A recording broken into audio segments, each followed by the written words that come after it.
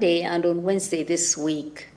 And I'm happy to say that he's not as ill as he was when I raised that concern, but I remained concerned about his health. He's unwell. He has allergic reaction to the conditions of the prison that he's under, and he has a right to bail and should be released on bail so that he can be healthy. All right, so he has been able to see his personal doctor. I remember that's one of the issues you raised. The issue was not about seeing the personal doctor, but it was about being able to visit and be seen at the clinic of his personal doctor at any time. He is restricted, and the personal doctor only comes to the prison and without her equipment, without the facilities of the hospital, and observes him from there. That's not adequate. Also, the conditions in the prison are miserable. He's in a cell that has a little ventilator up almost in the roof. There's no air circulation. It lets in very little light. There's very little room for movement in that room. He has a small little yard concrete where he can walk outside to get some sunlight. There's no seat there. It's concrete. He can only stand there for a few minutes. He is in solitary confinement. He's not allowed to mix with other prisoners, to go to a church service with them or play football like others do, to stretch their bodies. No, he's completely isolated, and that's not right. So his conditions, health conditions, his conditions of incarceration are wearing him down.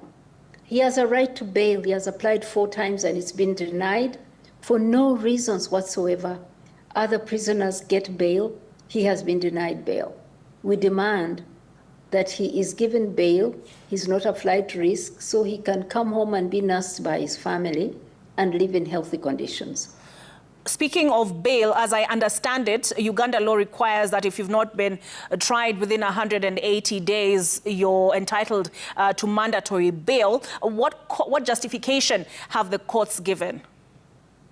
Absolutely none. Actually, the judge said he could not count. He said he did not think he had done the 180 days when in fact he had.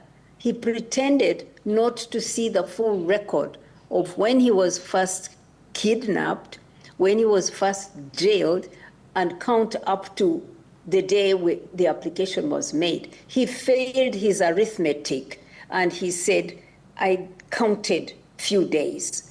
It's preposterous. It is just a travesty of justice. We have a biased judge. We have complained about him. We've asked him to step aside because he's demonstrated bias. He's refused, and we continue to plead with higher courts that they ask him to step aside because he's biased. So, in light of what you've just explained, when you see posts from Muhoozi Kainerugaba stating the only person preventing us from executing Besigye is Mzee himself, stating that Kiza Besigye is a dead man walking, how do you interpret these remarks?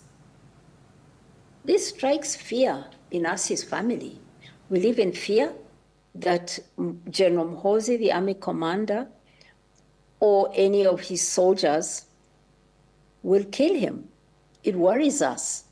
And there's little to say when the person who is in charge of all the arms in the country and the ammunition and can command the soldiers threatens the life of your loved one.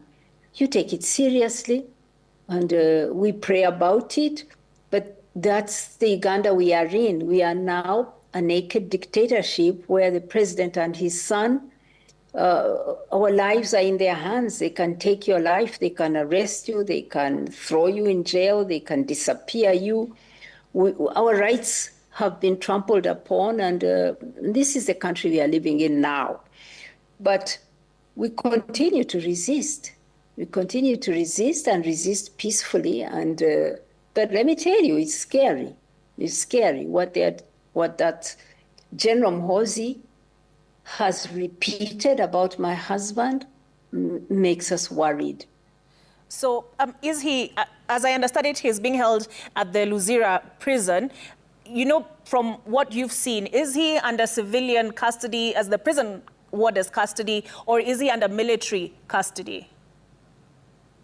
I mean, General Muhoozi has never left anyone in doubt that he is the person holding Dr. Kizza Besigye. Although, first of all, he was abducted, kidnapped from Kenya by soldiers who fall under him, who report to him, not by police, not by Kenyan police, not even Ugandan police.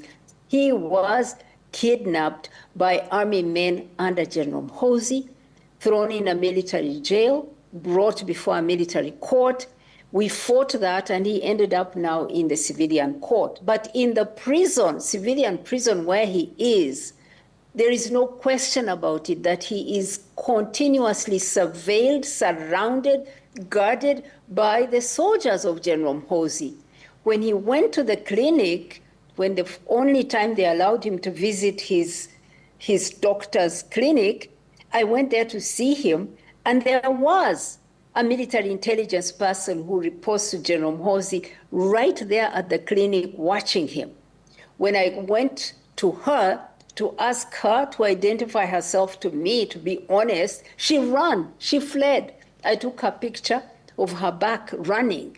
So really, my husband is a prisoner of General Muhoozi, only in being held in the civilian prison, but for all intents and purposes, this is a trial that General Muhoozi is controlling. The judge is reporting to Muhoozi and the dad. The prison is in the prison. He is held by soldiers. He is a captive of a military government. We are now really nakedly under a military government. The law does not apply. The courts are controlled. It is a military regime. The European Parliament last week passed a resolution, and among the things they called for is the release of political prisoners, and they did name Dr. Kizza Besigye in person. Do you think that will have any sort of impact? I'm grateful to the European Parliament for their statement and for including my husband in their statement. He is one of hundreds of Ugandans who are being held in prisons, in illegal centers, just for holding their different political opinions. There are many political prisoners. As a matter of fact, on Monday, we have asked the Archbishop of Kampala to lead Mass to pray for all those who are being held in prison. Because right now, there are many families who are suffering, whose loved ones are either disappeared and missing or are in prison and not being tried. It is really, really a state that we have sunk to most recently over time, but recently we've really crossed a line, and we are in every way looking like a repressive military regime in Uganda. Just recently, speaking of statements, the women of Jumuiya released a statement, an open letter to President Yoweri Museveni, his son, General Muhoozi, appealing to them as fathers, as humans, and condemning the sexual victimization of women in Uganda for political ends. And one of the instances they made reference to was that of Bobi Wine's wife, and the military getting into her home and even posting pictures of her sitting on the floor. How did you receive that open letter? Well, I welcome that letter by women activists, but let me say this, that this violence we see against women politicians, against other politicians, it's not just random acts of some crazy soldiers, some rogue soldiers. No, it is structural, it's political, it's patriarchal violence, and we have to oppose it as such. And so statements that General Muhoozi makes, for example, where he denigrates women, he mocks women, showing a picture of the wife of the opposition leader, Bobi Wine, on the floor looking like she's humiliated, she's being searched, her home is being ransacked, abducting women politicians in front of their children and roughing them up and speeding them off to secret places and holding them there for weeks. All these things are really showing us violence, controlling us through striking fear in us so that we understand that the power above us is so brutal and we censure ourselves and we don't speak up for our rights. It's all intentional. So, and it is gendered. It is gendered because when you attack women in that kind of way, and you also use language like he uses to mock, to put women down, it's all about subjugating us.